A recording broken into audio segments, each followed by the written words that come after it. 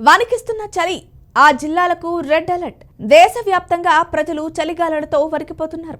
దట్టమైన పొగమంచుతో పాటు తీవ్రమైన చలిగాలులు వీస్తుండటంతో గజగజలాడుతున్నారు. తాజాగా తెలుగు రాష్ట్రాలను చలి వణికిస్తోంది. 2-3 రోజులుగా రాత్రి ఉష్ణోగ్రతలు సింగిల్ డిజిట్కే పరిమితమయ్యాయి. తెలంగాణలో 14 జిల్లాలో 10 డిగ్రీల కన్నా తక్కువగా నమోదయ్యాయి. అత్యల్పంగా సంగారెడ్డి జిల్లా కోహిర్లో 5.6 డిగ్రీలు ఉంది. అటు ఏపీలోనూ చలి తీవ్రత పెరిగింది. మన్యం, అల్లూరు జిల్లాలో ఉష్ణోగ్రతలు మరింత పడిపోయాయి. నిన్న రాత్రి పాడేరులో 4.1, పెదబైలో 4.8, చింతపల్లిలో 5 డిగ్రీల ఉష్ణోగ్రతలు నమోదయ్యాయి. ఇక రానున్న రోజుల్లో చలి తీవ్రత మరింత పెరగనుంది. రహదారులపై 10 మీటర్ల దూరంలో ఏముందో కనిపించడం లేదని వాహనదారులు వాపోతున్నారు. ఇంటి నుంచి బయటకొస్తే ఎముకల్లో వణుకు పుట్టే విధంగా పొగమంచు కురుస్తోంది.